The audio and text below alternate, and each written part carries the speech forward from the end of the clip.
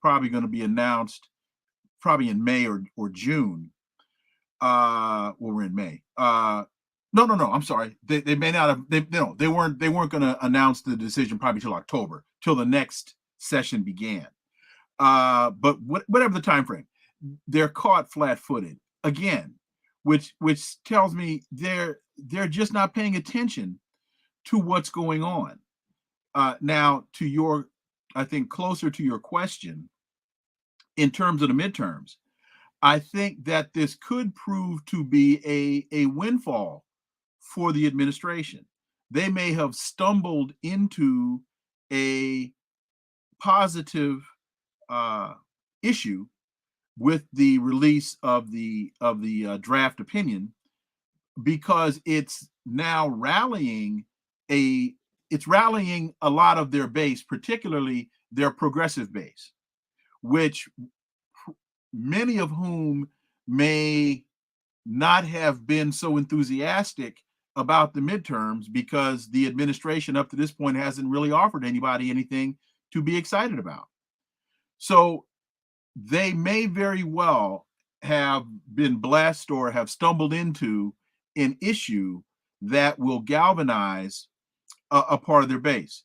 And particularly, I haven't looked at any data on this, so this is just my opinion, but I don't think I'll be that far off. They may very well, through this issue, be able to recapture a lot of those suburban middle-class white women who, for example, in the Virginia gubernatorial election, voted for the Republican, whose name now is escaping me, based upon the critical race theory issue and the school rights issue. A lot of those white suburban women had previously voted for Biden / voted for Obama. But when Glenn Youngkin, that's his name, when Glenn Youngkin ran and was able to tap into this fictional created fear about school choice and critical race theory, a lot of those suburban white women crossed back into the Republican Party. So this issue might be one of those things that brings a lot of those women back. In terms of what the Democrats have to offer, they ain't got no arms in the bullpen, man. As far as I can discern, they don't have anybody in the on deck circle. Since I know this is a sports show, I'll use throwing a few metaphors. I don't know. Kamala Harris can't carry the water. Elizabeth Warren and Bernie Sanders are the first two names. I don't think Pete Buttigieg can carry the water. Man, they're hurting for certain.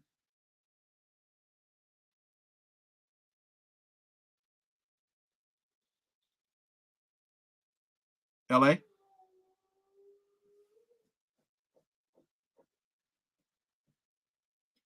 LA. Can you hear me now? Yeah, I got you. Okay, good. I can understand what you're saying to a certain point, but like you said, they're kind of stumbling into something that might work. But B, this is still a president that is on, it's on his record. It's on him right now, with gas prices continuing to go up. The situation in Ukraine is still not right. I mean, he's still, even if they get this and galvanize this part, Dr. Leon, he's still got a lot of other issues that he's got to work through. Oh, he's still at 33% approval rating. Right. Oh no, I didn't say that. I didn't say that this was going to turn the tide in the midterms and allow the Democrats to keep the House and the Senate. I didn't say that. I just said that he stumbled upon an issue that will galvanize more people in his base than were probably encouraged and enthused before the release of this draft opinion. I still believe the Democrats are done in 2022 in the midterms. I think he loses the House. I think he loses the Senate. And I think as we sit here right now on the 9th of May, a day in politics is a lifetime, but I think he loses in 2024. Mm. Oh, Wow. they're not offering anything, man. And the funny, the real, I say funny, it's probably more ironic, um, is that, excuse me, is that there were a number of things that he could have fought for. I'm not saying that he could have got them through, but and you and I used to talk about this during the Obama administration. People in your constituency want to know you're fighting for them. Right. And so there were a number of things that he could have done. There were a number of things that he promised on the campaign trail that he never fought for. And so that's why I say he hasn't offered anybody anything. And these job numbers are bogus. The employment numbers that they're putting out right now, those numbers aren't real. And what I mean by that is they don't represent the ability of working Americans to provide the fundamental needs for their families and their futures because the way that employment numbers work, if you made $1 during the week, you are considered employed for that week. So you have people, the job numbers are going down, but that's in a great degree because of the gig economy, people driving for Uber and all of that kind of stuff. People working 3 and 4 jobs just to be poor. So when they keep talking about, the job numbers are so positive, well, as a statistic, yes. As a reality, no. What about that, Doc? When you look at the Ubers and the Lyfts and all these other self-employed people, what does that do to the economy in your assessment moving forward? Whether the president is going to be whoever's going to be, because again, people are saying, you know what, they're not helping me, so I got to get out there and do it myself. Well, what it's doing is it is providing some level of sustenance for a particular group of people, Right. but a future does not make. And I mean, if you in the instances where I've gone to the airport and I've called Uber, I talk to my drivers all the time, and as a social scientist, I'm interested in people. Right. So and I've never heard anybody say, "Hey, man, this is my life's dream. This is why I went to high school. This is why I went to college, because I want to drive for Uber. I want to drive for Lyft." No, these are all stopgap measures that people are using in order to fill a void that the regular economy is not providing.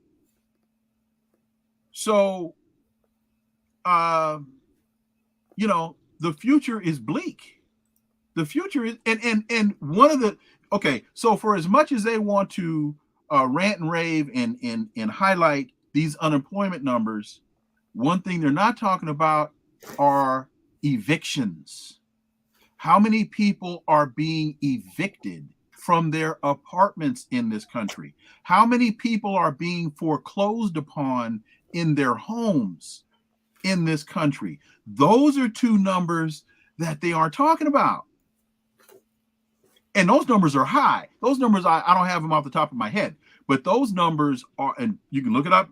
Anybody wants to, look it up and you'll see that evictions and foreclosures in this country are at alarming rates. And understand too, people, what Dr. Leon is saying.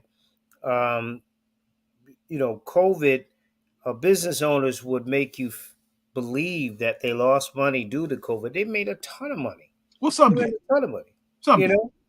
Well, I mean, a lot of them got kickbacks and things of that nature. So they had some write offs and things. I just think it's disingenuous for people who own homes is specifically, and they're renting to people to think that to make it seem like they lost, oh Oh, my okay. God. Okay. You know what I mean? Oh, I mean, in terms of those that own property and those that own rental property, right. many of them made out quite well. Many of them are were able to use COVID to raise rents. So yeah, I got you there. Yeah. But when you look at the eviction numbers and you look at the foreclosure numbers in this country, those numbers are frightening. They're frightening. And you compare those numbers to the so-called employment numbers, you get a different understanding of reality. Talk with Dr. Wilmer J. Leon III, of course, syndicated talk show host and a best-selling author. Doc, one of the things we said with Obama, and you wrote the great book in his era, is that what people don't get is that they look at the president, they look at him, but they don't look at the people around him and those who may not have the best interest, especially for people of color.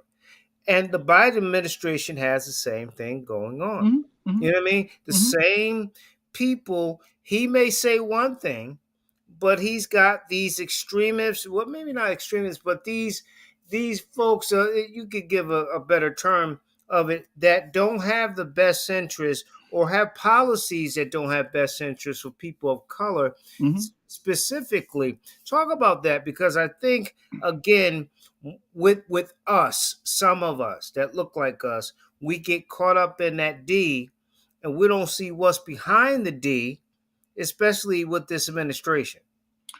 Well, I'll give you one example, and the example is his Build Back Better, and then the social programs that were supposed to come through Build Back Better, but they had to separate them out, one to infrastructure and one to social programs, because he tried to sell social programs as infrastructure on the front end, and the Republicans said, "No, man, we ain't falling for the banana in the tailpipe trick." Right, right. So so when you look at things such as what started out to be free college, that then became free community college, then became no college, when you look at the money to HBCUs, when you look at the money that was supposed to go to the increasing the minimum wage, free child care, all of the stuff that was promised during the campaign, and now we're told, well, we don't have the money for all of that. We can't afford And we blame the Republicans. we can't afford, right. We can't afford, we don't have the money for this. And because we only have 50 seats in the Senate, we can't get this stuff through. And Joe Manchin and Christian Sinema aren't helping us. So that's the story. But somehow, some way, somebody waved a magic wand and they found $38 billion to send to Ukraine. Why? So that they can buy gas, so that they can pay pensions. If you have a pension in the United States, you are either over the age of 60, you are a teacher, you may work in transit, and a couple other places. Point being, pensions are passe in the United States, but the United States is sending $38 billion to Ukraine so Ukrainians can have pensions. Help me out. I don't understand. And this is not a discussion about Ukraine, which we can talk about if you want to. This is where their money's going. This is where their priorities are. And these are Democrats that are passing this stuff. Right. And I don't hear anything from the CBC complaining about this. I don't hear anything from the NAACP encouraging people to protest this. I don't hear anything from the National Action Network about this. They're all going along with the program. So that's just one. That's real. Those are real dollars. Those are real policies. And so, don't call me a hater. I'm just telling you the truth. Look it up. Yeah, and it's funny you should mention now. I was talking with somebody who's a big now person, Al Sharpton, and he just I just saw him do just a side note. I just saw him do an interview with former Mayor De Blasio in New York, and De Blasio's all contrarian and contrite, and I made some mistakes. I'm sorry, and all this other stuff. And then he's trying to push this whole Biden agenda in terms of Biden has a chance, and then and then Sharpton's kind of giving him the leeway to say those things and to believe those things. And at the end of the day, it really is about the policies. And I do want to touch on Ukraine, Okay. because what's the end result here? I mean, because it looks like Vladimir doesn't want to admit defeat. They're not really pushing anything um, towards him that would be wrong. There obviously there's a lot of stuff that's going on in administration that's not being told about this whole Ukraine thing, and you touched on some of it. Um, but at the end of the day, what is going to happen? If you're talking about pensions over there, what do you think is eventually going to happen? Um, and if the Biden administration, once again, they're sinking and not swimming. Um, to get out of this and to sort of make themselves look even in a better position policy wise moving forward for the presidency. What do they need to do in this situation? Well, first of all, the United States could have avoided this whole situation very simply. Back when President Putin and President Biden met in Geneva, Switzerland. And as a result of that conversation, at the end of that conversation, Putin said to Biden, and this is all made public, I'm going to send you my demands in writing, and I want your response to me in writing. And for all intents and purposes, the United States ignored him. And when the United States ignored him, they really left Putin no choice. He had to do what he said he was going to do, which was there are a couple of narratives here that are very popular but are very wrong. One is Putin is crazy. He's a madman. They like to say he's a madman. He's an uncontrollable madman. The other one is that he's trying to reconstitute the Soviet Union, and he has this vision of grandeur where he wants to reconstruct the Soviet Union. Nobody has ever offered any evidence to support that point, but that's a point that they love to champion. And if anybody has any evidence to support that point, I'd love to see it. He has two objectives.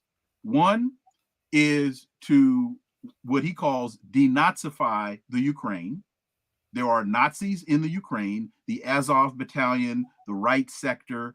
They are very prominent in the Ukrainian military, and they are preventing President Zelensky. They are one element preventing Zelensky from reaching a peace deal with Putin. The other thing that he wants to do is get NATO out of Ukraine.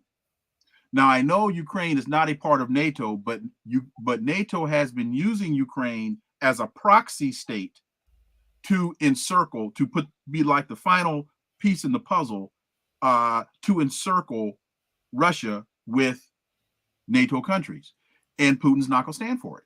The same way the United States wouldn't stand for Mexico being used as a proxy for Russia, or Canada being used as a proxy for Russia, or the way the United States got its shorts in a bunch when the missiles from Russia were in Cuba. It's the same logic. If we won't tolerate it here, then why should he tolerate it there? I have yet to have anybody explain to me the answer to why that would make sense. Why any leader in his right mind would allow that to happen. Nobody can explain that to me.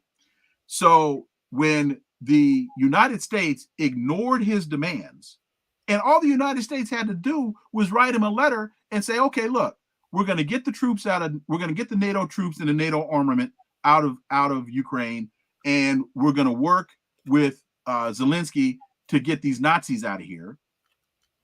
And when I say Nazis, I mean, even though now they're telling you they're not there, go back to 2014. There's an NBC News story when Obama refused to send missiles and arms to Ukraine. What was his reason for not wanting to do it?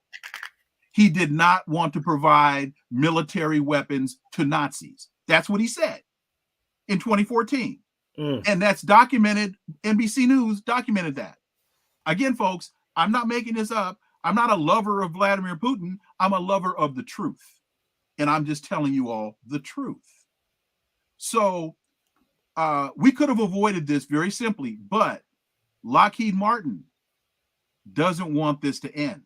Raytheon doesn't want this to end.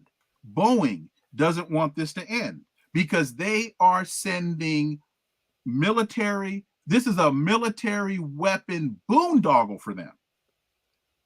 They are making hundreds of millions of dollars. All you hear now are what? Sending weapons to Ukraine. Send more weapons to Ukraine. The military industrial complex in this country is very, very, what Ray McGovern now calls the Mickey Mat, very, very happy right now. It's the United States does not want this to end, LA. The United States does not want this to end. This could have ended about 2 weeks after it started. In fact, Zelensky was negotiating with Putin for a peace agreement, and Boris Johnson, the Prime Minister of Britain, England, went to Ukraine and told Zelensky, under no circumstances are we going to allow you to do this. So it's two things I want to ask. It is the notion. I understand what you're saying in terms of big business trying to get it, but does this have anything to do with gas prices going up? Number one, and then number two, there's a sentiment out there that at the end of the day, Vladimir Putin wants NATO out of Europe completely and out of whatever. Is that part? Well, he does, but I don't think that he's delusional enough to think that he can get NATO out of Europe. I mean, he doesn't believe in the Easter Bunny, and I don't think he believes in Santa Claus. as much as he does not want those NATO countries on his border, I think he has come to live with the reality that they are where they are and they're not going anywhere. But he's not going to allow another one to be added. And to your oil question, to your gas question, a big part of this is why I say the United States doesn't want this to end. A big part of this also has to do with the United States wanting to take over the international energy market, which is why the United States did not allow Germany to turn up the Nord Stream 2 pipeline, which is the pipeline that was a joint venture between Russia and Germany, where more Russian natural gas would be sent to Germany, because Germany is one of the distribution points of Russian natural gas throughout Europe. Right. And the United States has been trying to get Germany to buy natural gas from Texas. And Germany has been saying, why would we pay more for natural gas that you have to pump out of the United States, put on a ship, ship it across the ocean, dock it, and then pump it? And no, they said, we've been getting natural gas from Russia for 40 years with no problem. We should continue to do so. Right. And the United States is saying, no. And what evidence of this do I have? When Olaf Scholz, the Chancellor of Germany, was at the White House about 2 months ago. Look this up, folks. It's on television. He was meeting with Putin. He was meeting with Biden, and he said, a reporter asked him, Well, what about the Nord Stream 2 pipeline? And Biden said, oh, no, we'll never let that get turned up. That's never going to get turned up. And another reporter said, well, wait a minute, how are you going to stop that? He says, don't worry about that. That's never going to get turned up. Now, Joe Biden talks about dictators, right? And he loves to talk about authoritarians, right? We're fighting authoritarians. Putin is an authoritarian. Xi in China, he's an authoritarian. What's his name in Venezuela? Maduro. Oh, he's an authoritarian. Well, who's the authoritarian when, as the United States, you say to Germany, we're never going to let you turn up a pipeline that will provide cheaper gas to your people. And oh, by the way, it's 4,000 miles away from the United States, and we have absolutely nothing to do with it. Who's the authoritarian here? Right. So another part of this whole Ukraine conflict is the fact that the United States wants to control the international energy market. And because Russia is like the number 2 or number 3 producer of natural gas in the world and oil. They're number 1 in wheat. They're number 1 exporter of wheat. They're the number 2 or number 3 exporter of natural gas and oil. And finally, to your point about gas prices, this is price gouging. This is Chevron. This is Shell taking advantage of a perception that there's an energy shortage, and they are price gouging, which is not to say that what you paid to fill your car shouldn't have ticked up a point or two, 5 or 6 cents. But I paid $30 more. I picked my son up from school, went down to Hampton, picked him up from school yesterday. And when I used to be able to fill my car for $45, it cost me damn near $70. Mm-hmm. Yeah. That's price gouging. That's not oil shortage, energy shortage. That's not speculators bidding up the price per. No, that's price gouging. What's worse for this president? And I mean, really, again, the midterms, which is, I'm trying to say, the gas issue, and whoever's attached to it, including President Biden, or galvanizing people for abortion, which could work better for Democrats or worse? And if you have those two issues, certainly, the Supreme Court with the leak out there, you see what they allegedly are going to try to do. And of course, like I said, he can veto it. But when you look at the two, one's negative, one's positive, which would work better for him and the Democrats? In terms of fixing the problem? Right. Man, I'd have to say the gas problem, because that affects just about everybody. Right. Whereas the abortion, and I don't say this to minimize women's health issues, right, but men ideologically can be tied to the abortion issue, but physically, that's not our fight. That's not our body. That's a woman's body. That's not ours. So, but both women and men drive cars. Both women and men have to buy oil to heat their homes. Both women and men, the energy costs not only impact our driving, they impact our factories. They impact the price of fertilizer. Which, by the way, comes from Russia. Russia is one of the leading fertilizer producers in the world.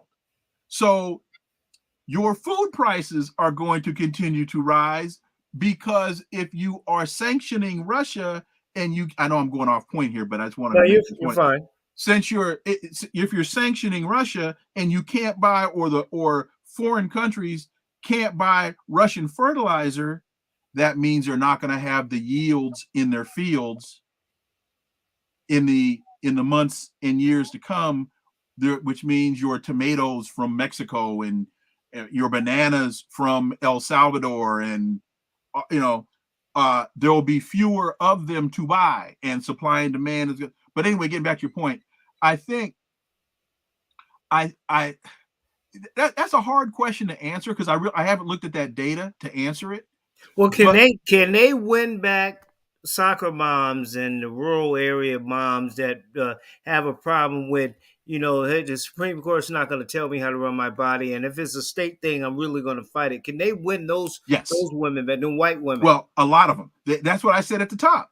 Yes, they could win back a lot of those women if they went on a, no pun intended, full court press, and supported passing a federal law protecting a woman's right to choose. And if they led the charge at the state level, because they probably can't get the federal one passed, if they showed that they were fighting. I don't know if you saw last, probably Thursday, Elizabeth Warren was out in front of the Supreme Court. Yeah. And you saw that? You saw the passion in which she spoke? Right. If they dovetailed off of that passion, they could win back, not all of them, but they could win back a whole lot of them if they were able to convince that part of the constituency that they were true and they were real about protecting a woman's right to choose. And folks, that's what this is about. This is not about abortion or anti-abortion. If you don't believe in abortion, don't have one. But you, whoever you are, you have not been appointed nor anointed to be able to make that decision for anybody outside of your household. You are wrong, as the day is long, if you believe that you have been anointed or appointed to run around and save the unborn. That's not your job. Nobody gave you that job description. And you are incredibly arrogant, and you are wrong if you believe that that is now your mission in life. Yeah, well, Clarence Thomas says the court won't be bullied. I'm paraphrasing, which is ironic in itself, because they're bullying the whole notion of it in itself. So it's and their rationale for overturning, and Kavanaugh lied, and Coney Barrett lied about it's settled law. Well, if it's settled law, then why are you voting to overturn it? Exactly. You lied, Miss Christian, Miss Holier Than Thou, right. Amy Coney Barrett. As a Christian who you claim to be, you lied. I mean, that's some point, like you said. That's really stupid. Hey, it's settled law, but you want to overturn it. So it's settled law, but I'm gonna unsettle it. Right. And that's just really funny.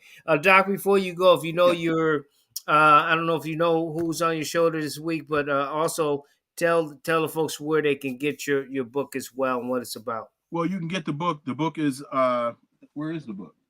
The book. Oh, here you go. Politics, another. I forgive you with that Lakers shirt on. Politics. Well, I am from California. Politics, another perspective. Commentary analysis on race, war, ethics, and the American political landscape in the age of Obama. Go to wilmerleon.com. Go to wilmerleon.com, and that's where you can get an autographed copy of the book from me. It's a collection of op-eds that I had written over about a 12 or 13 year period about race, war, ethics, and the American political landscape in the age Negro of Obama. Damas. You are too kind, sir. I know the issue. I know a lot of the issues that I'm planning to cover, but I have not confirmed my guests, so I don't want to put folks out on blast. But we're going to be talking about this Supreme Court issue and the whole. Is there a eugenics element to this abortion issue? Is one question that I hope to be able to attack in the conversation. We're going to be talking about administration policy towards Venezuela because Tony Blinken just came out and said that, even though he didn't say this, but even though the sanctions against Venezuela aren't working, the United States policy is not going to change.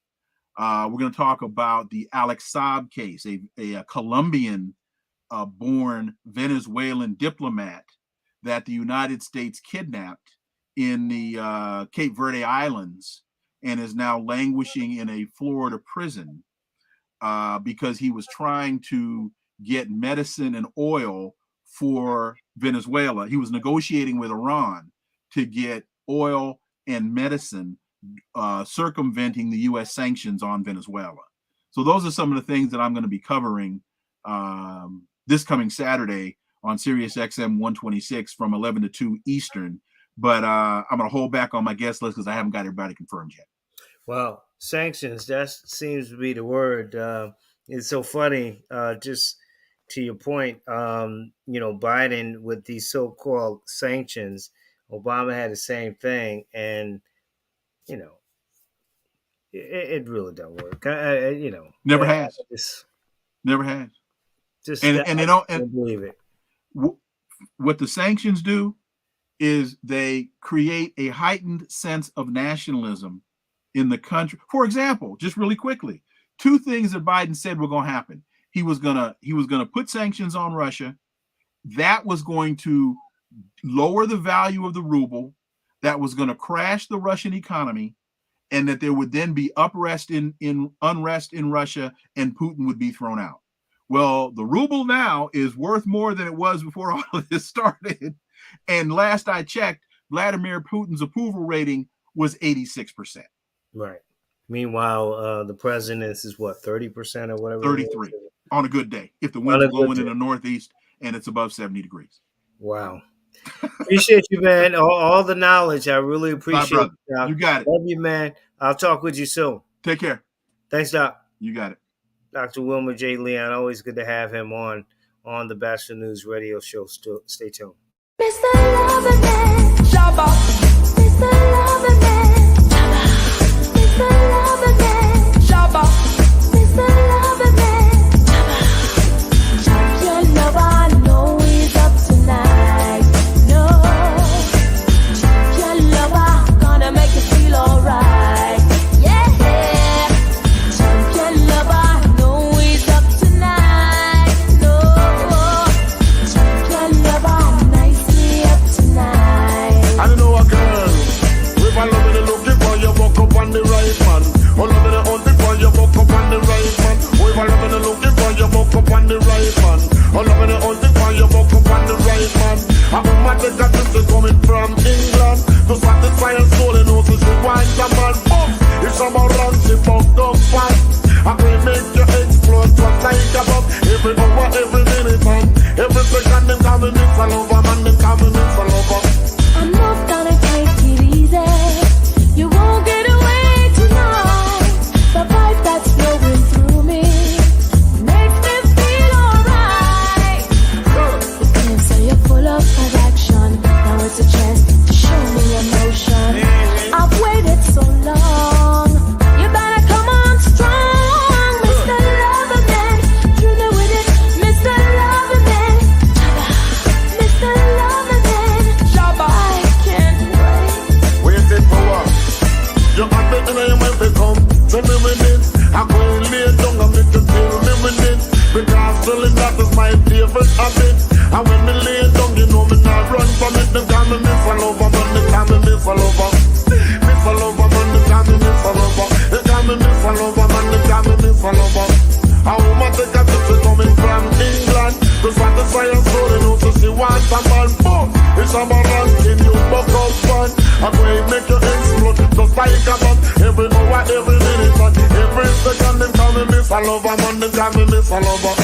Champion lover, know he's up tonight. No, champion lover, wanna make you feel alright.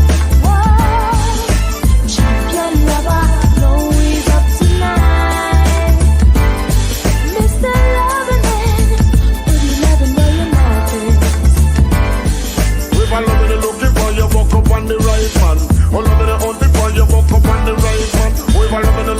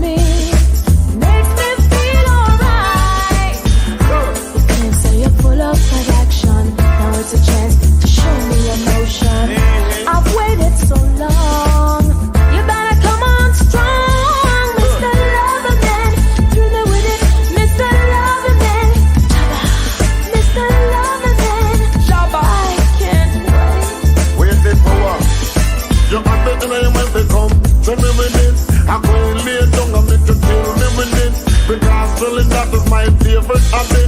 And when me lay down, you know me not run from it. Them call me miss a lover, man, they call me miss a lover. Miss a lover, man, they call me miss a lover. They call me miss a lover, man, they call me miss a lover. A woman take a trip to coming from England to satisfy her soul, you know, so she wants a man. Boom! It's a man ranking, you buck up fun. I'm going to make you explode, just like a bomb.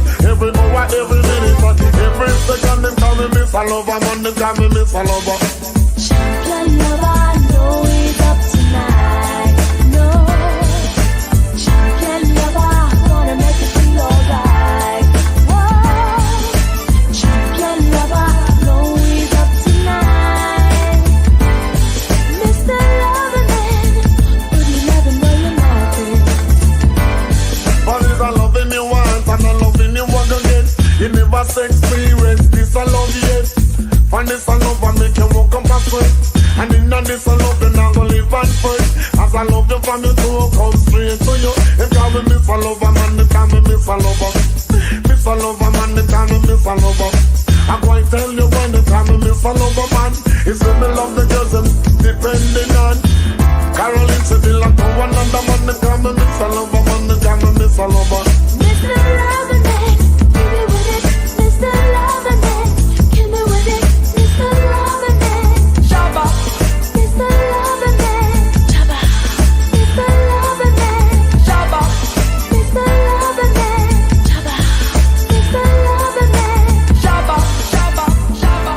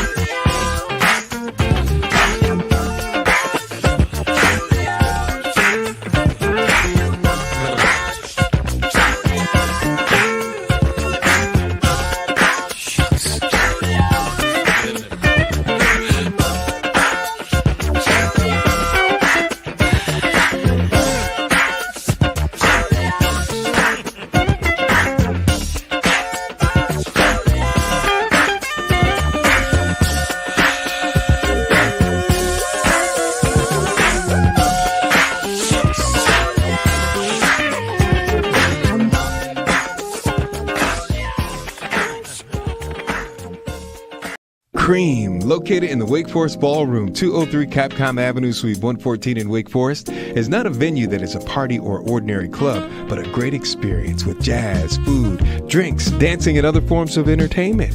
When planning that special event to get back into the social scene with new and old friends, or maybe a special someone for a memorable occasion, Cream is perfect for your event, with inside and outside seating to ease social distancing. Cream, located at 203 Capcom Avenue, Suite 114 in Wake Forest. Music, food, wine, drinks, and champagne. For details, call Vic Scott at 919-673-6654. Visit us on Facebook and Instagram at Cream. That's KREM.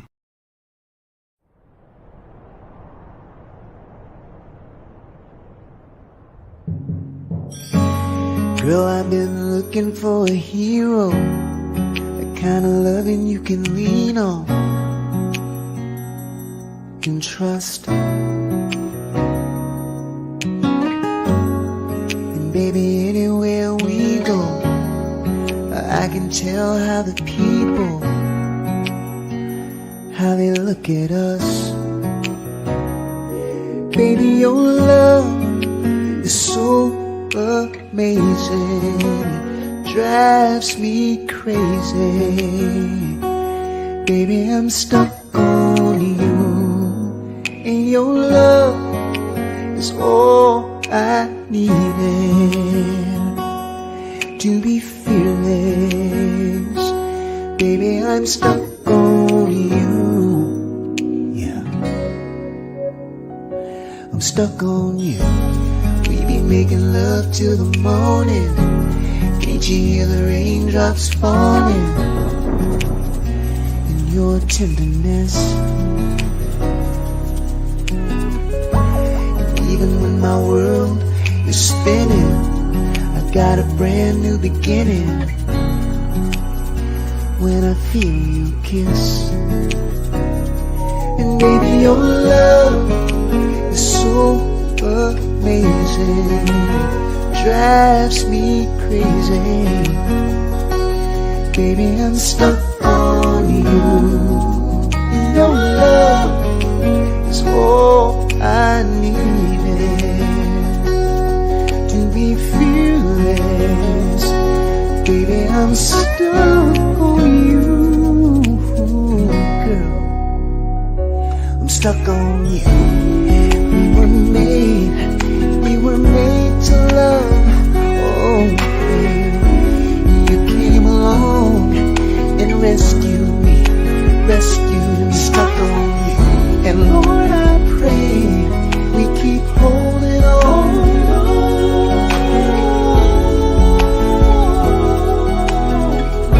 I'll be holding on. I'll keep holding on. Baby, your love is amazing.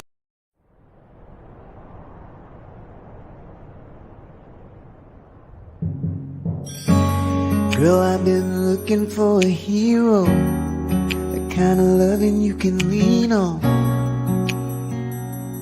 can trust. And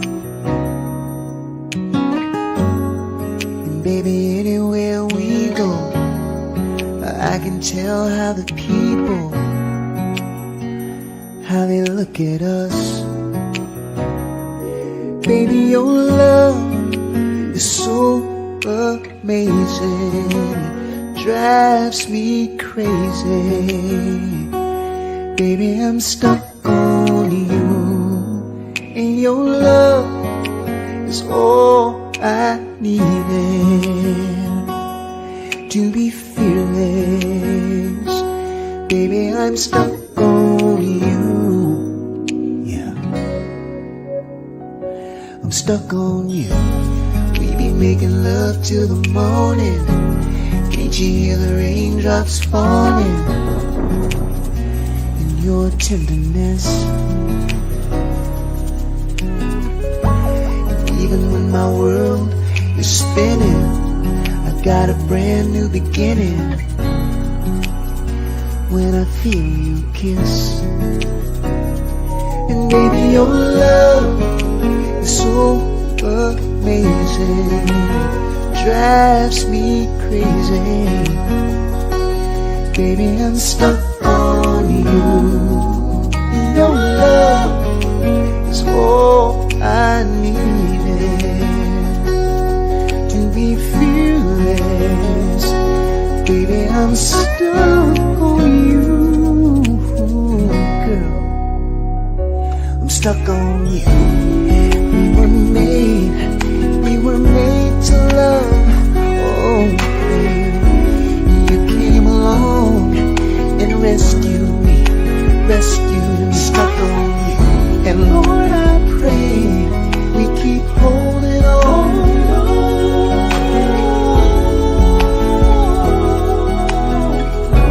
I'll be holding on.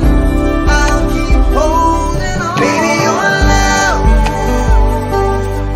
is amazing, and I live my life for you. I wanna be right where you are. Girl, all of this love's in my heart. It's right here, it's right now. It's baby, baby, baby. I wanna love you all the way, babe. 'Cause I need you, girl. Keeping our love on the one all the time. You and me. I wanna be one with you. Girl, I'm in the sun with you. You're my love, you're my life, you're my baby. Hold on, hold on.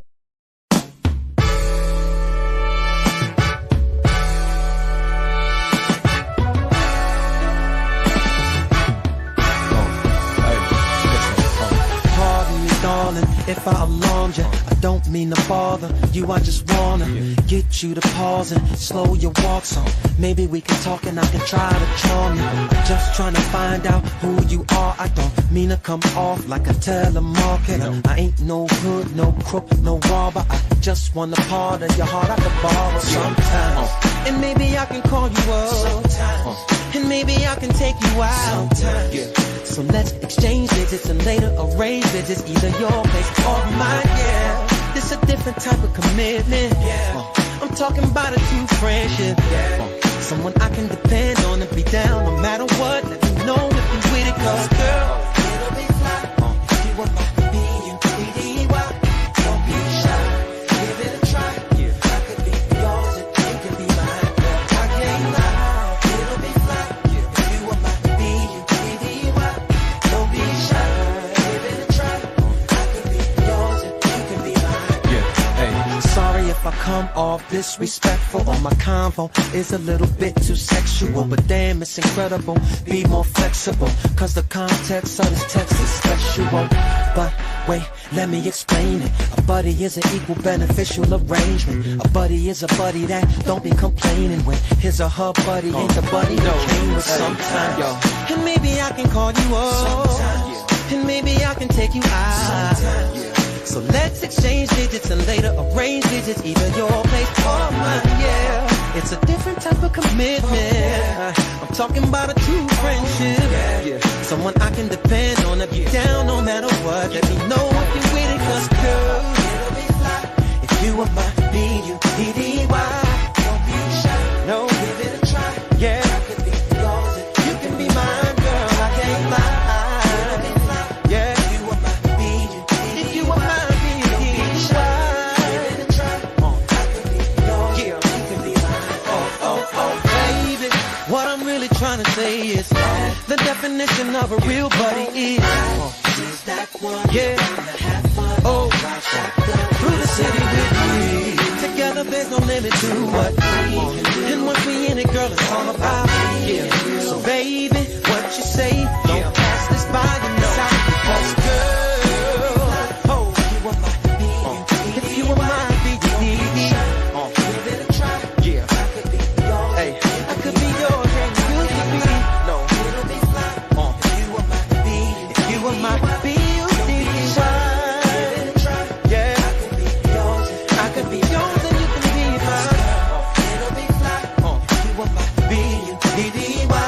Don't be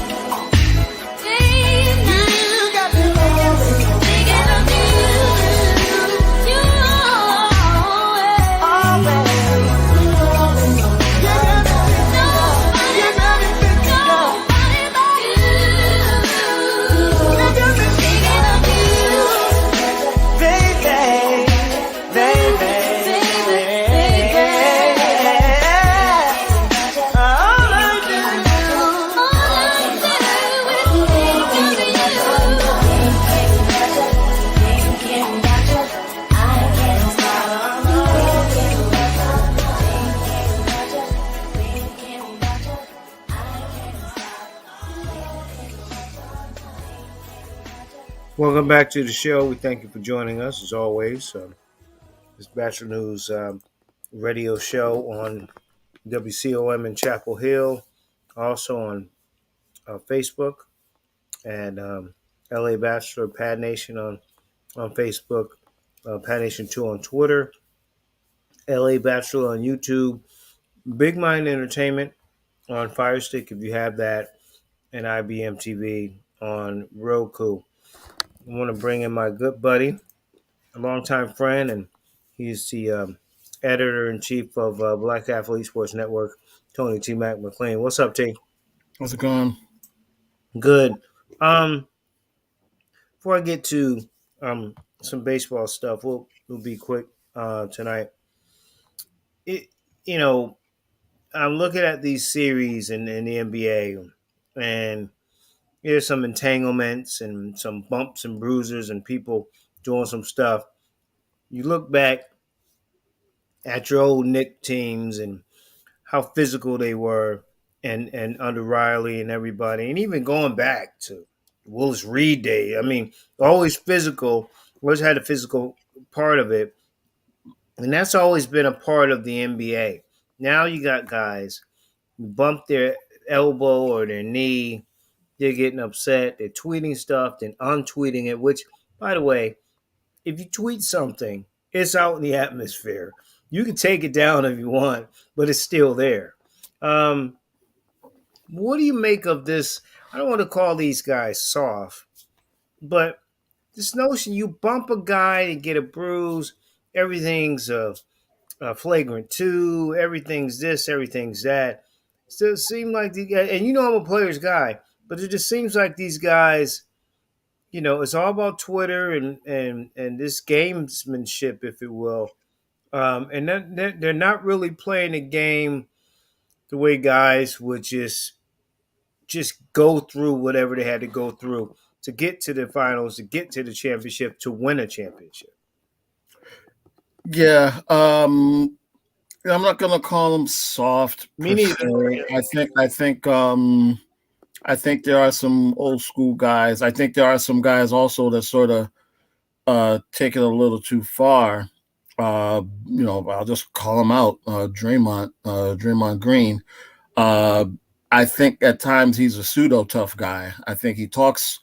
I think he's more of a talker than he is a actual tough guy per se. But that's another conversation in and of itself.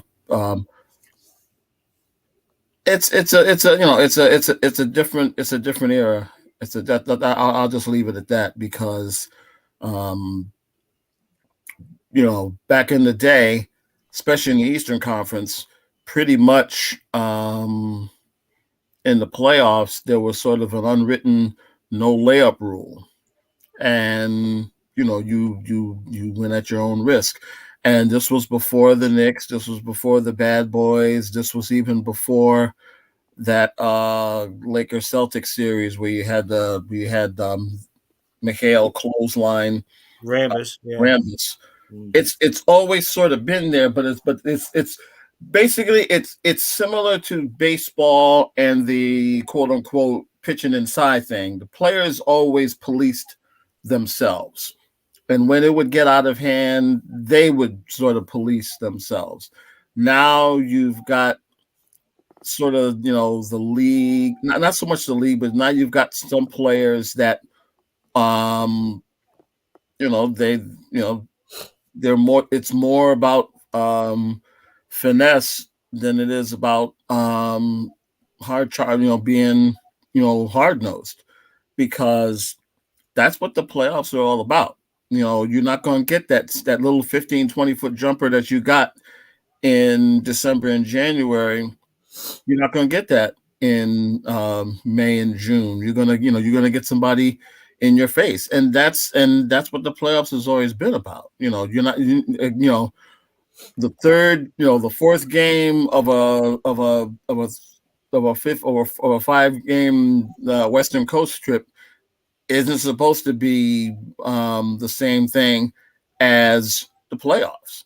It's a completely different animal. And, the playoff for a lot of people don't watch the NBA during the regular season and will only watch during the playoffs. That and the league has sort of made it that way in a sense too, because they hype the playoffs more.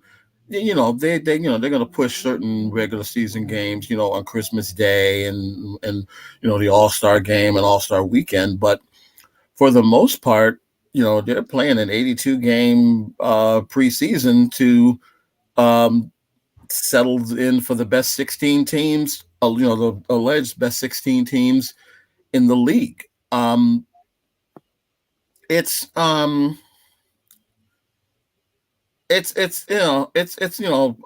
try not to be that old guy in the barber shop Right. saying, back in the day, Back they, in the day, right. stuff. I try to give these guys their due, but there are some instances where sometimes when you say to yourself, you're whining now. You're not playing. You're actually, you're actually whining. I haven't, to me, there hasn't been as much whining. I actually agree with Morant in regards to the sort of the unwritten. They went after the kid's knee. They're not. When you go out of your way to injure, that's different. If you're just going to do a hard foul or a hard pick, that's just part of the game. But when your intent is to injure, that to me, that is crossing the line. Yeah, I didn't see that. I think that Poole went to swing for the ball and hit his knee. That we can disagree on that, but that's what I thought actually happened. I don't think it was intent, but I think a larger picture to this came out of another game, and this is something that we've been talking about for quite some time. And that's the notion of these fans, Tony, that think they can say and do whatever. And it's not just the NBA, It's it's all over. in general. It's all over. It's That all. Chris Paul, I don't blame. I would been. Listen, it's one thing you mess with my child over there, or even my wife, my mother. Oh, No. It this ain't is no. crazy. Family. Well, Look, family in general. So he was really upset, and so they removed this person from the game, this fan. And again, this is the old adage we've been talking about. Something needs to be specific. If unless Chris Paul needs to file charge, something needs to be done with these fans, because I don't care what you pay. I pay just like you pay, but I don't go in there thinking that I'm supposed to be put my hands on anybody, let alone calling them out the name and everything else. That's a whole different debate. Putting your hands on somebody, period, is wrong, and it just continues. And these sporting events continue to go on. The NBA is already close anyway. You've been courtside. The fans are right there, more so than football and all that. So it just gets really out of hand, man. Like, something's got to be done. Like, enough of all this talk and all this rhetoric stuff. That stuff shouldn't happen at all.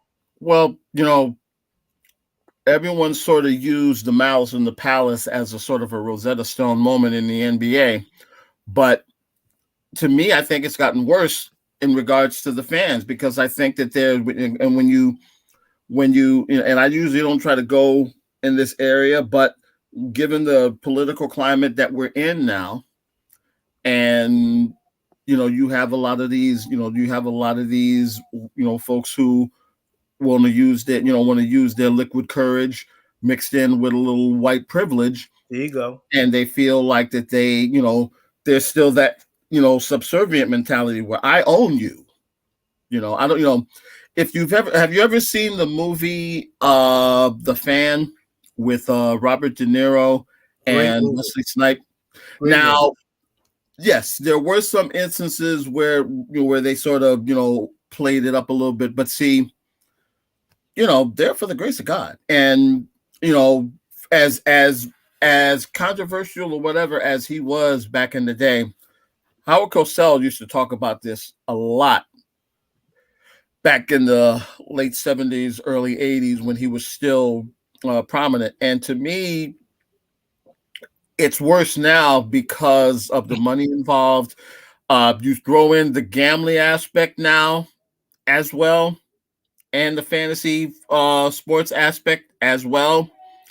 And you know, it's gonna, the sad thing is, you look at that movie now, The Fan, and you say to yourself, when it came out, people sort of poo-pooed it and said, that's a little over the top and whatever like that. But you look at you look at our society now, and the sad thing is that movie has more relevance now than it did back in the day, strictly because of how things are played out. And it's all, and yeah, it's done on racial lines, because other than this fool that went after Dave Chappelle last week, how many instances is it where you see black people coming after prominent white folks? It's always a white person going after a black person.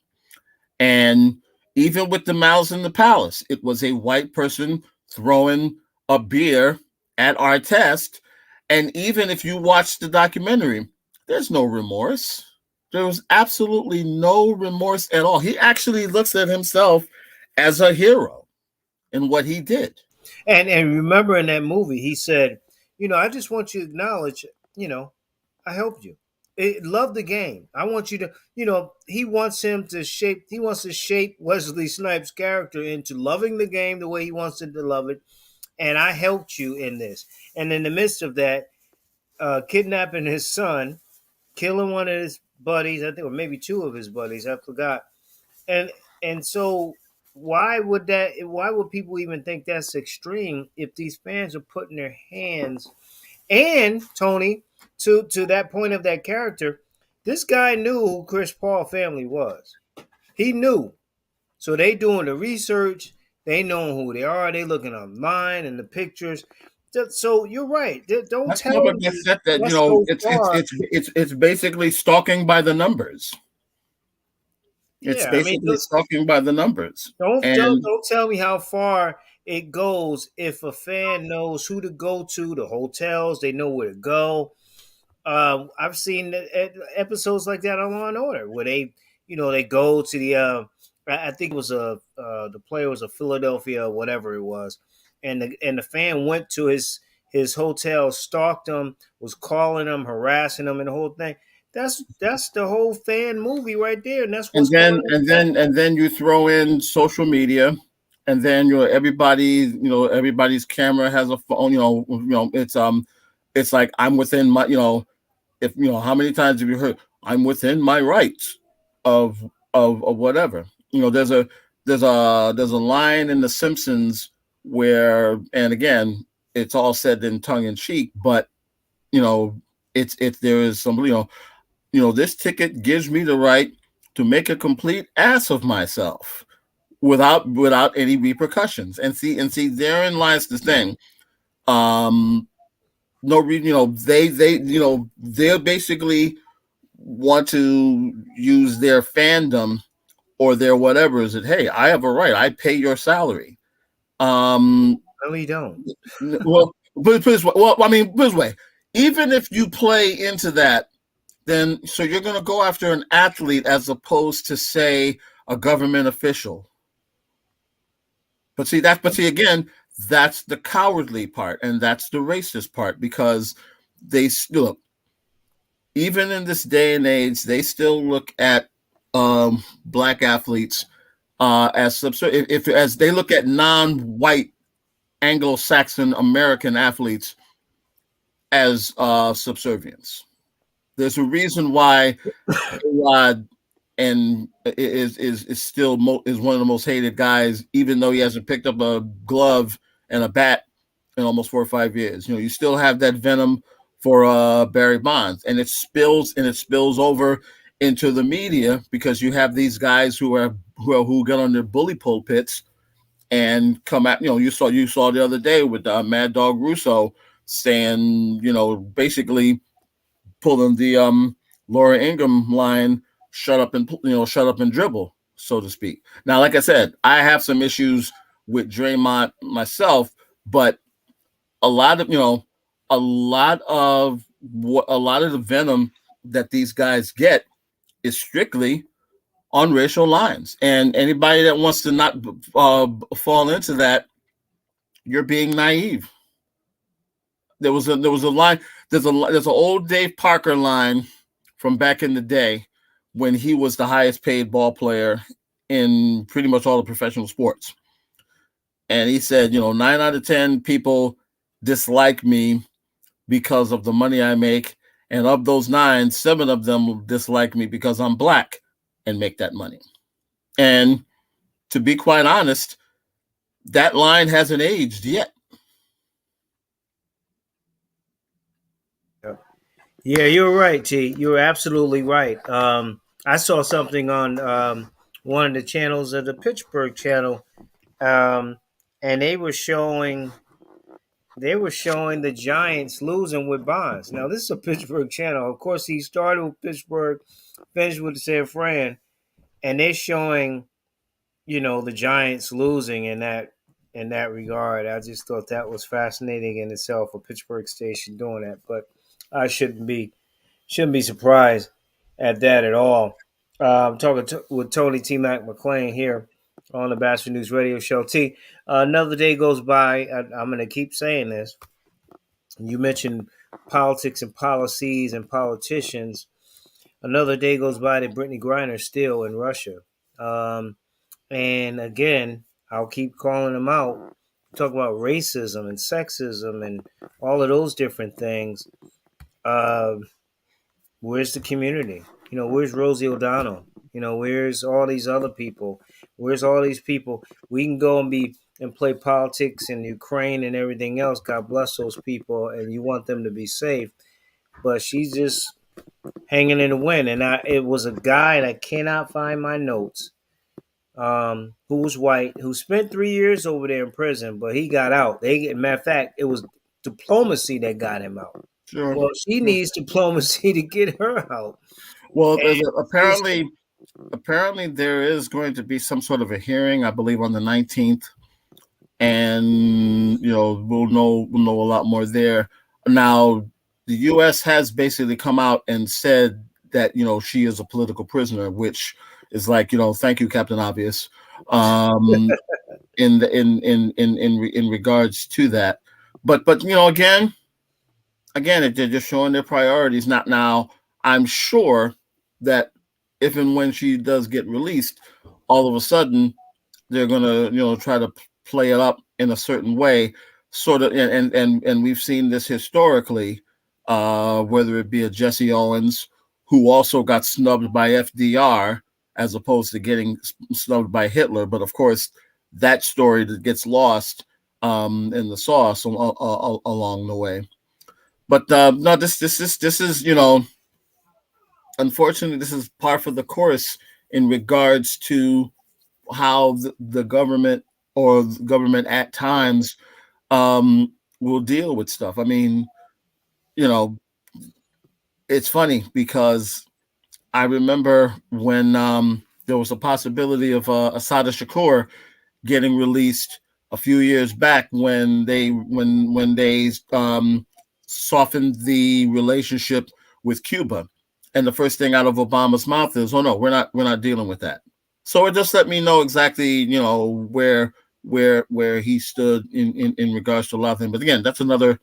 We could do 2 hours on that by itself. But see, that's always been we as Black folks have always had to deal with that. And look, no one's trying to make her out to be pure as the driven snow. They found her with drugs, but yeah. It's not something where you're going to be. It's not something where you're. Does the punishment fit the crime? No, absolutely not. She got caught with some weed and some other stuff. But what did she murder Vladimir Putin? I mean, and we've been political prisoners in our own darn country. Let's just be real about that. I mean, hey, again, Black people. Not to make this movie night, but I would implore anybody to go watch Enemy of the State with Will Smith. And if that doesn't scare the bejesus out of you, it never will. Nothing ever will. Or his slap. But anyway, I digress. But I had to throw that in there. Yeah. Switching I served. I deserved. I served it up. So I guess I might as well just go ahead. Walk right into it. Thank you very much. You know what? I'll take the assist like Harden. There you go. Switching to baseball, there are a lot of defining moments in seasons, especially with baseball since it's a long season. And again, not to sound redundant to what you're saying, it is a long season. That's 6 runs in the ninth for the Mets. Seven runs. Get it right. Yeah, hey, if they only score 6, they're still playing. So it's 7 runs. Listen, that could be the one. I mean, they've already been playing well, but to come back like that against the Phillies and the way they came back and they down 8-1 or whatever it was, 7-1. The way they came back in that game can be, even earlier in the year, T, that could be a defining moment that this team understands. No matter what the score is, at the end of the day, we feel we're capable of coming back no matter what the score is, and no matter who it is we're playing against. Well, I was, look, I'd be foolish if I didn't say that wasn't special. I mean, in the historical sense, what was it? What was the stat? 355 games going back to 1986. They had never overcome a deficit like that. Now, the thing is, this is not their. Also, that while that was the biggest one to date, they had another one earlier this year where they were in their first game in St. Louis, where they were down 4 in the ninth and they scored 5. So they were able to do, and full disclosure, I did not. I watched both of those innings. I've something told me in both instances, just watch the final out, see what happens. And literally I'm not gonna lie, I was about a minute or two away from saying I won't watch the ninth, I'll just whatever. But I said nah, let me just go ahead and sit there and watch, and ping. But I think the most important thing was the way that they came back after the comeback, because they basically, to put it this way, I think the baseball gods were a little kinder to the Phillies on Saturday and on Friday and Saturday, because it literally gave them 2 days to recover mentally from that. But they wind up splitting the doubleheader. It's a big game because it's a division game, it's a division rival, and all that. And yeah, it's there are. Let's put it this way. No, I mean, because nobody's coming back from that with 3 outs left in the night. I mean, it's very rare. Look, very rare for any team. That's even bigger than Game 6. And Game 6, you didn't have to. They weren't down as much, of course, but just because it was the World Series and the season, you're 1 out away from losing the World Series and everything else. It's let's put it this way. The more and more I watch this team, and more how things are playing out, it has the things of being special. The thing about them releasing Cano and the way that they did it speaks volumes as well, because if that's the old regime, Dom Smith or J.D. Davis or someone else probably gets sent down or traded. I've said this a bunch of times online. Yeah, they're going to take, they're going to have to eat the salary, but if it means that there's going to be a parade in October, I think every Met fan in America will be willing to pour the ketchup while they eat that salary, because it's to me it's about big picture more than anything else. Now, again, I say all that, and again, still long season. It's still, I'm not trying to beat a dead horse or whatever, but people forget last year at this time they were in first place and wound up blowing it. Now, of course, this is a whole different team. There's a different vibe going and everything like that. But you still have to play it out. Well, The what does it Phillies. say? What does it say about this team? And I'll switch to the Yanks in a minute. That they have the largest lead in any division right now. Is it more about the Mets or about the division right now? I know Atlanta won a couple of games now. They're in, you know, Right now, I think for now, I think it's more about them. And it's no disrespect to the rest of it because, Florida's playing well. I don't think people are giving Florida enough credit. It's funny because we mentioned before, last time we were on about when Jeter left, it sort of left us a bad taste in the organization's mouth. But to their credit, they've played well. Look, I still respect the Braves. I mean, they probably caught a little bit of a break because Acuna was still, trying to, get his thing squared away, and it looks like he's already back now. So they dodged a little bit of a bullet there.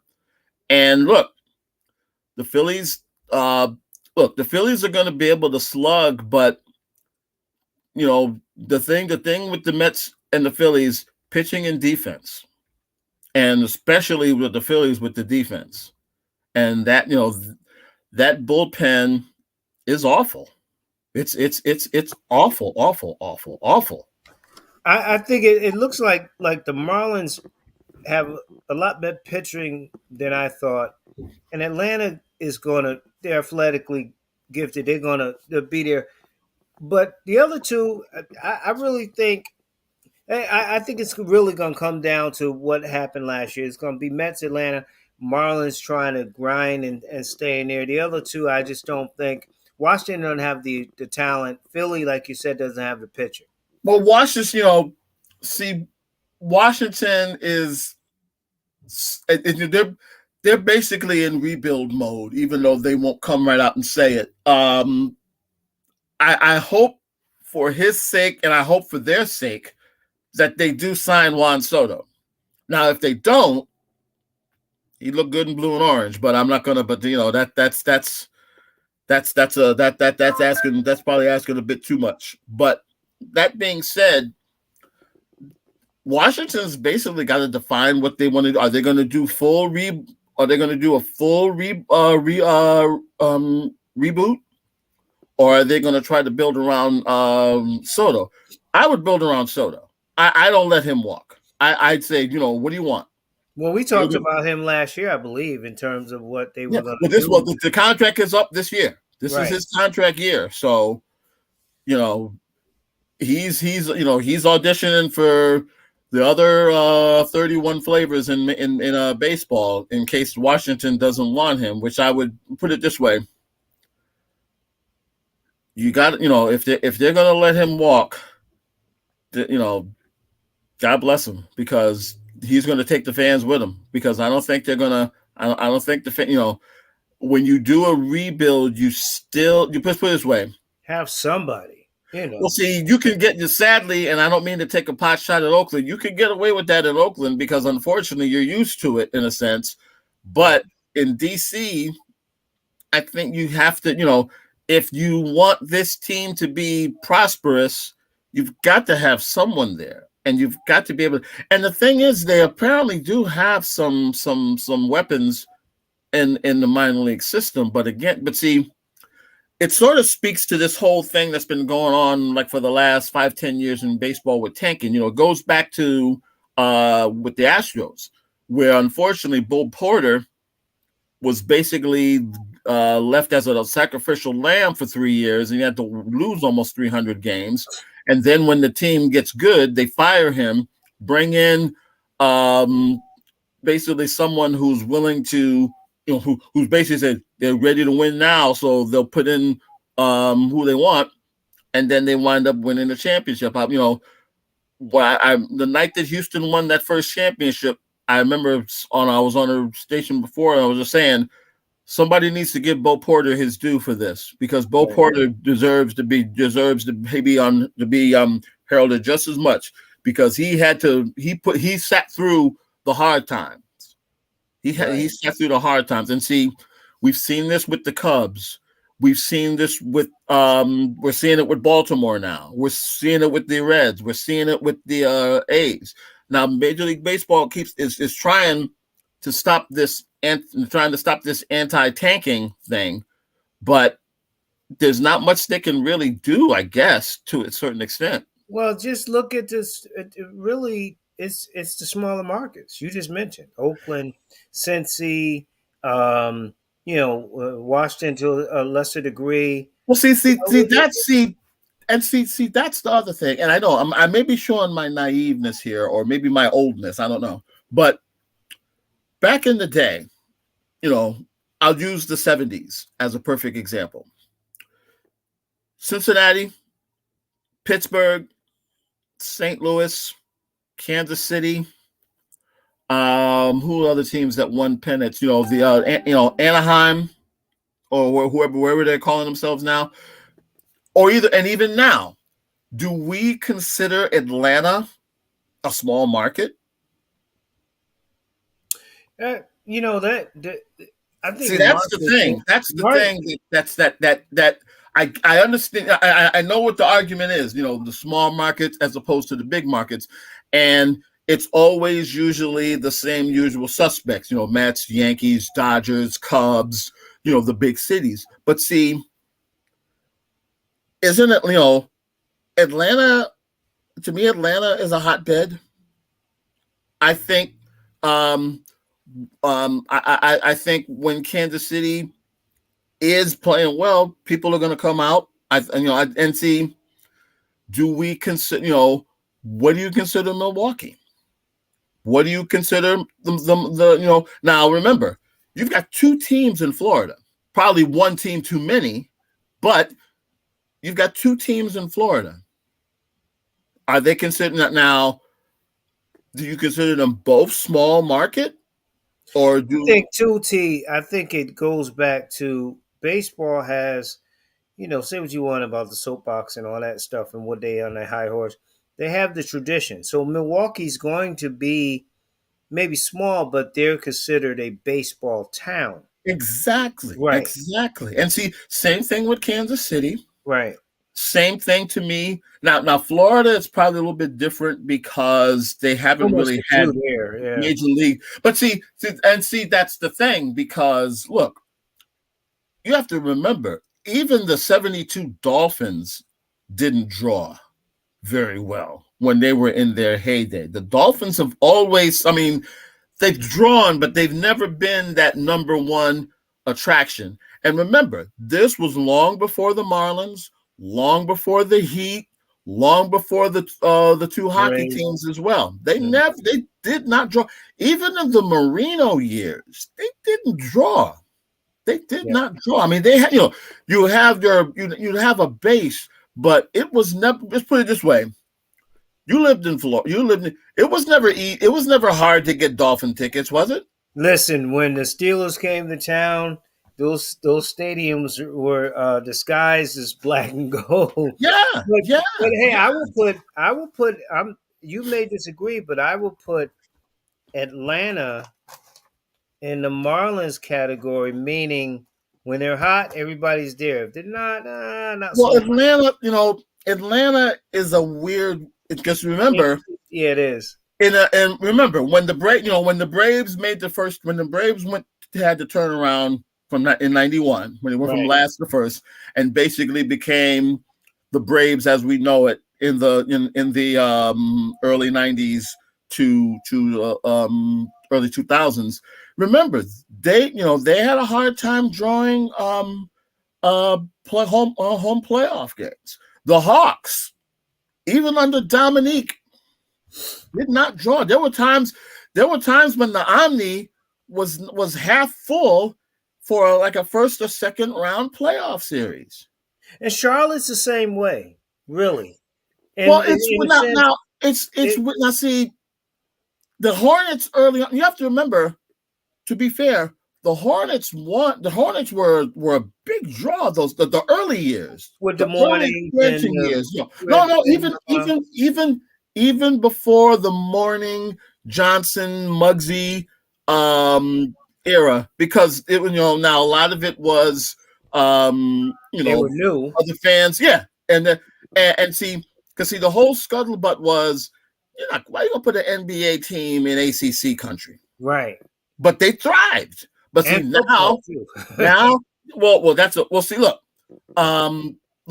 NASCAR is always going to be king, right, in Carolina, and in some instances, depending on where you're at, college and or high school sports is going to be big as well. And see, that's the thing with Atlanta. College sports is probably in some instances bigger or on the same level. Remember, they've already chewed up and spit out 2 hockey teams. Now, when the Braves made them, well, see, here's the weird thing with the Braves. Now, the Braves, remember, they're the old Milwaukee Braves. They didn't, they drew for a long period of time, and then there was a dead period, and then they went to Atlanta. Right. And there was there were times when Atlanta, remember, all you did was have arguably the greatest player of all time playing in your system for years. Yeah. And bridging that gap from Milwaukee to Atlanta. Well, and see, here's the funny thing. Remember, for the longest time, the Braves were, love them or hate them, America's team because of the whole TBS thing. When they they were the first ones that had the superstation, and then you saw WGN with the Cubs, and then WOR with the Mets, and then eventually it led to all of these super, these big whatevers. But the thing with Atlanta, the reason why I would say Atlanta is in a higher level than Florida is just because of period of time. Remember, they were there in '66, so they were there almost 30 years before 25, 30 years before the Marlins and or Rays came along. Now, what a lot of people thought was that because of the hook of spring training, that would gradually, move fans over. But again, let's face it. And you live down there. There's a hell of a lot more stuff going. I mean, when you want to go out on a night in South Beach or whatever, are you really going to want to go to the Marlins game? Right. Or And here's the other thing too, T. Real quick. Again, we talk about baseball towns, and I think spring training can be overrated because people might, spring they go out whatever, but regular season they may not go and follow. Hockey the same way. I was talking to someone who does a broadcast for the Rangers. He said, "Look, man," and he was with the Rangers. He's down here now. He said, "Look, I know the Hurricanes came down here and followed and all that stuff, but people are not wearing Hartford Whalers or Ranger. Hurricane stuff, really. I mean, so with hockey, even specifically, it's a cold weather or a regional sport, and they can't get past it. When baseball, in some towns, it's about baseball, like it. But if it's not, on top of the fact that you got 15 trillion things to do in that town, it's just not going to draw. Like, I don't know, baseball, I don't think they can ever fix that. And see, baseball still has yet to come to grips with the fact that they're still, to a lesser extent, they are still recovering from the '94 strike because they lost a generation of folks, young folks, the very young fans who they have been trying to get over the years. They lost a lot of them in those formative years back in 1994. Those kids in 94 now watch the NBA, now watch the NFL, and to a certain extent, to a lesser extent, watch college sports. For a lot of, let's put it this way, for a lot of quote unquote baby boomers, whether they be black, white, or what have you, they play more EA sports baseball than they watch or in person or on TV. That's a fact. That's my son's. But those who love the game, who want to play it, going back to the love. I just saw a flashback of Jordan Montgomery. I'll get to the Yanks real quick before we go. Gave up his first hit to Ricky Weeks Jr., right? Ricky Weeks Jr. Ricky Weeks was a serviceable player. Ricky Hey. Weeks Jr. Mhm. He gave up. So, I mean, those who love the game are going to play the game. But therein lies the problem with baseball now, because they've alienated a lot of their longtime fans, and not to be morbid, a lot of their longtime fans are up there in the age or are no longer with us. And there's only so much, tweaking and what have you that you can do. Their whole thing is they want to, let's put it this way, they won't come right out and say it. They want to speed up the game so it can be on the same par as the NBA and the NFL. That's not going to ever happen. And I still don't think they get it right. I really. It's because see, the thing about it is they're thinking more. See, put this way, this is just myself. They still don't know the history of their game in the sense of speeding it up is not going to make it better. Thank you. Robo umps is not going to make it better. Although I do like the sign in the air for the pitcher. Yeah, that's fine. That's fine. As long, as you know, all I'm saying is if they're going to do that, they better sign a contract with the Energizer money so that thing doesn't keep going out every other inning. Yeah. So if you're going to do it, look, there's nothing wrong. There's nothing wrong with technology, but if you can't get the MF to work, then you just got $1 million worth of equipment that's no better than old Tecmo stuff. Right. If you're gonna bump it up, you have to bump up the whole thing. You can't have all that technology and then only want to spend this way. We all know the incestuous relationship that Acme and Wile E. Coyote had over the years. Big explosion. and you get the feeling that Major League Baseball has bought all sorts of stock in Acme in everything. Man. Real quick, with the Yankees, I've been really impressed. I was a little concerned, but again, it's early. But I've been really impressed, and I mentioned Cortez, but Jordan Montgomery has been better than I thought he would be. Little nerves last year, but he's really the way now. It seems like he changed it a little bit when he brings over he tucks they've it allowed and brings it over top. Yeah. It seems to be better for him. They've allowed him to mature because see, no matter who's been the pitching coach or what have you, they always with the Yankee pitchers, with their young, especially guys in the system, they eat their young. They never allow these guys to mature. And he's a perfect example of that. One of the things that used to drive me nuts, but in looking back on it, I understand when Davey Johnson first got there in 1984, he used to let Fernandez and Darling and Doc to a certain extent get the hell beat out of him, and it used to drive me nuts. Like, take him out of the game. But the thing was, he based and it was so matter of factly when he said it. How are they going to learn if they don't stay in there? Pitch through it. Yeah, you find your way out of it.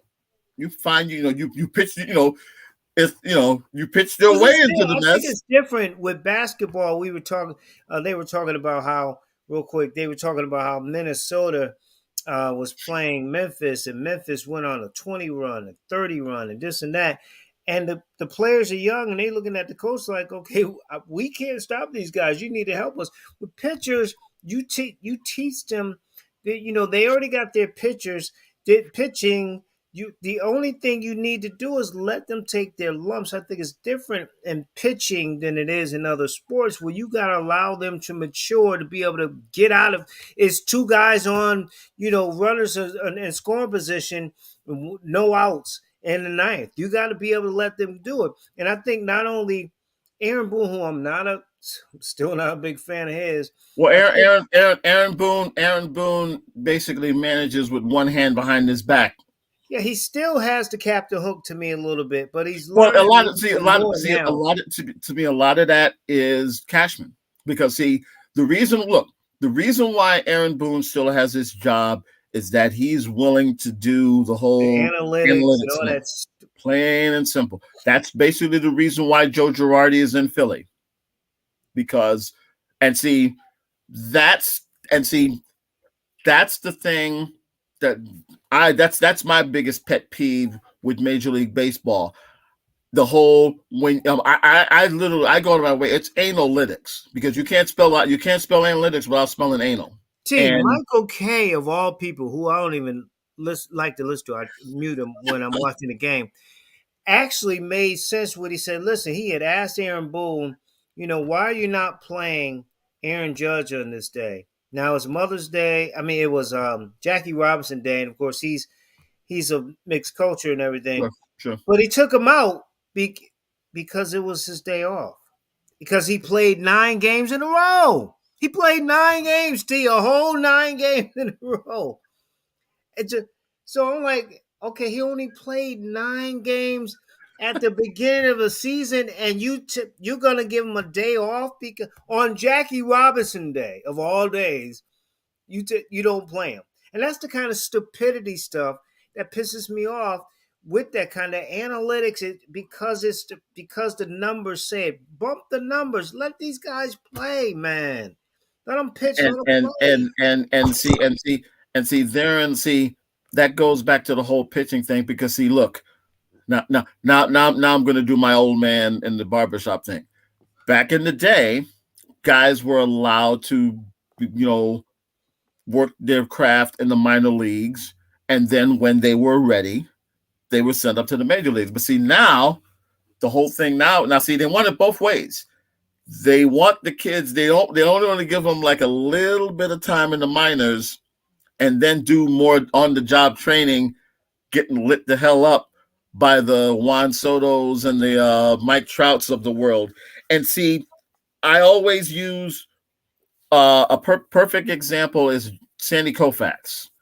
If you look at Sandy Koufax early in his career, he make Nolan Ryan look like Cy Young. And I defy anyone to say differently. He would walk the ballpark. He had the blazing fastball, but he didn't know what to do with it. And then finally somebody, basically grabbed him by the face and said, here's what you're doing wrong. Do this. And then, the rest was history. For that 5-year stretch, he was arguably the greatest pitcher in the history of the game.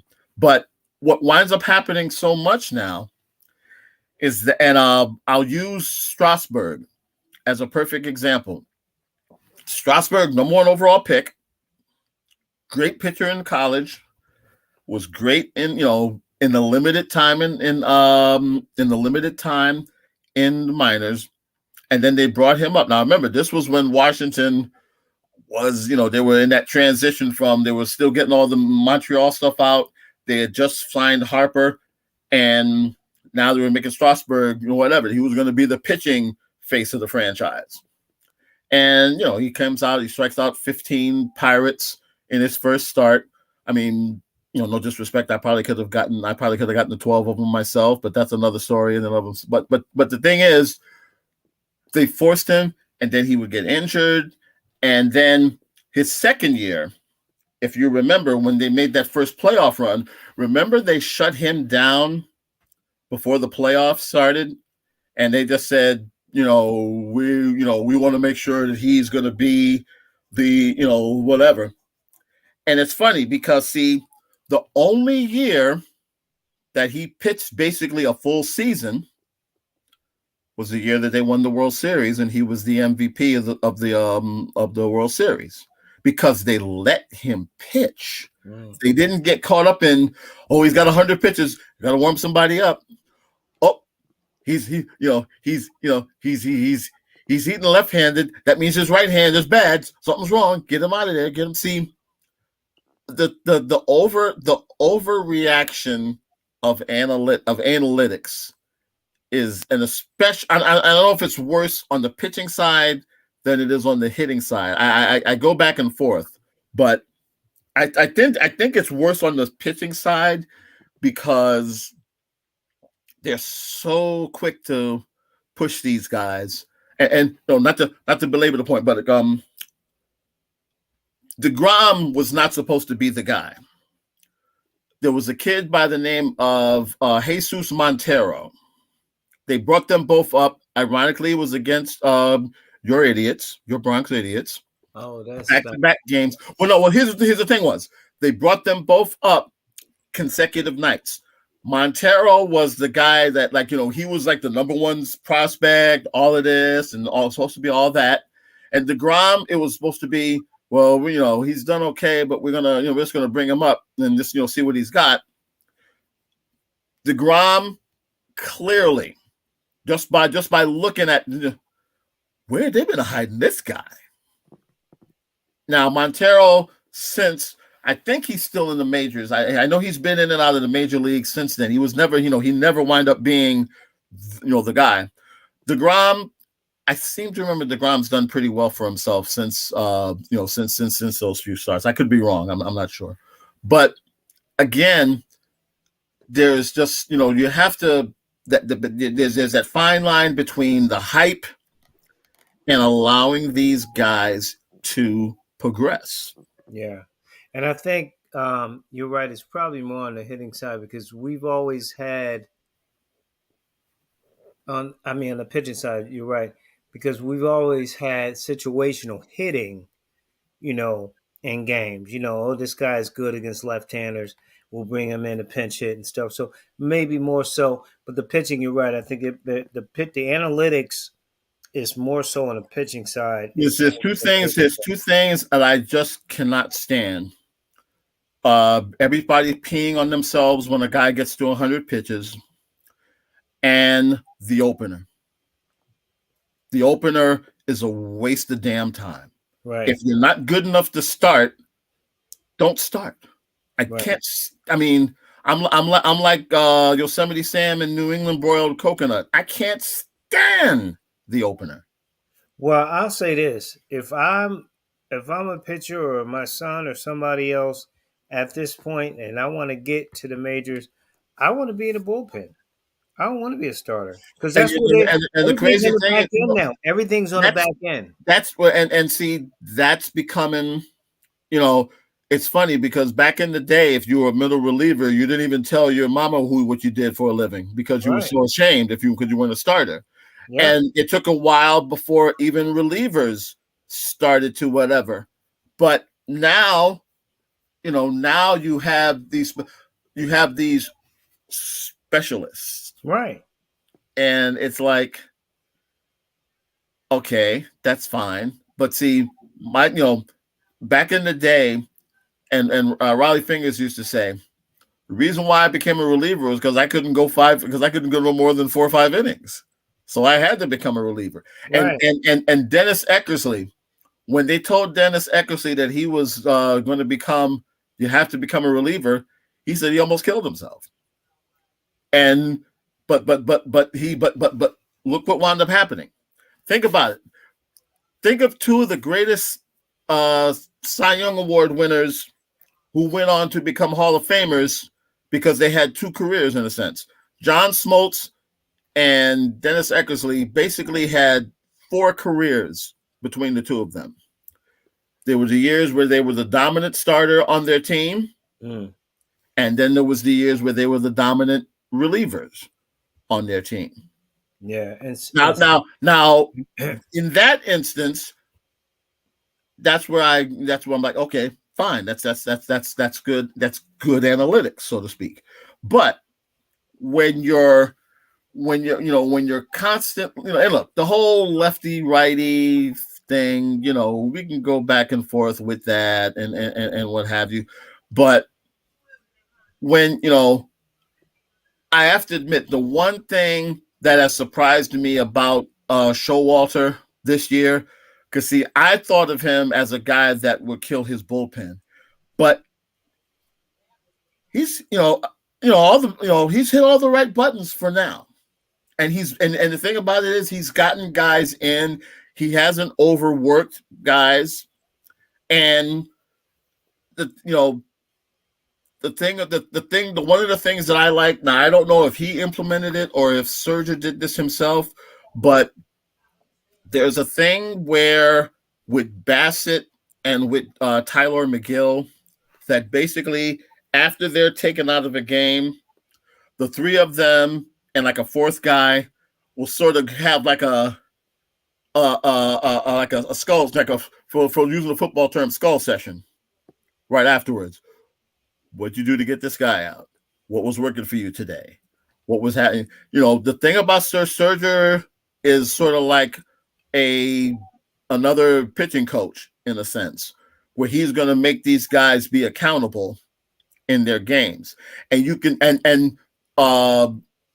McGlure, Tyler McGill is basically, to me, he's been the one guy that's learned the most, because I would have never thought of him getting off to the start that he had, but a lot of that has to do with, them interacting and what have you. And to me, that should be something that every team does. But see, again, because you don't have a lot of grizzled veterans, so to speak. I mean, you look at, like, who's the grizzled veteran for the A's? Who's the grizzled veteran for the Reds? Who's the grizzled veteran for the Rays? I mean, for that matter, who's the grizzled veteran for the Yankees? Chapman? They don't have that guy that's been there 10 years in the league and 5 years with one team. You don't see that because of the roster turnovers now. And it's worse in football, but baseball even more so. You don't have those long-time guys that are on the roster. Now, one of the reasons why they were even thinking about keeping Cano around was because of his influence in the locker room. But even with that being said, you still got to produce. And he wasn't producing. And it was like, look, somebody else will pick him up. I don't think we've seen the last of him. I think someone's going to pick him up. And there's a part of me that says it's going to be Atlanta just to spite the Mets. Yeah, it could be. He probably fit in pretty good there. But you're right about veterans, and I just knew Scherzer was going to be someone you needed, and that was going to be successful for the Mets on and off the field because of who he is. T, before you go, let people know about BASN and how they can follow you and reach out, sir. It's www.basnnewsroom.com. We have our East and West Coast hockey stuff coming out later on this week. And we're also on social media. We're on Facebook at Still the Soul of Sports. And for some crazy reason, we're also on Instagram as well. It's BASN_newsroom. Well, listen, I mean, it's no crazy reason because of the knowledge you bring here. I'm sure, people love it on Instagram with pictures and everything else. Man, as always, my friend, I appreciate you. Full disclosure, I can't remember the last picture I put on. I'm going to be honest. I try to do more. I mean, I'm trying to do more. I'm more, if I'm going to do stuff, it's mainly mostly Facebook. We put all sorts of different stuff out there. Matter of fact, I don't know if I told you, but one of our former shows actually has their own Facebook page. Oh wow! Okay. Yep. Well, you got to shoot me a text on that so I'll know. Mm-hmm. I know. I got double G on my website. I know. Well, put it this way. Dr. Mike and Bob live. Oh wow. Okay. Just leave it at that. And Okay. I'll just leave it at that. All right. I appreciate you, bro. I'll talk with you on Thursday, man. All right, take care. Appreciate you, Tony T. Mac McLean. Don't forget the website, thebatchelornews.airtime.pro. If you miss any part of the broadcast, you can go there and listen to the audio version of our shows. If you have Roku, you can watch and listen on IBM TV. If you have Fire Stick, you can watch and listen there on Big Mind Entertainment. We implore you, please, to sign up at our YouTube page at LA Batchelor, LABATCHELOR, LA Batchelor. And of course, you can follow this show and get the podcast and the rebroadcast at any place that you can catch a podcast. Enjoy. We'll talk with you soon.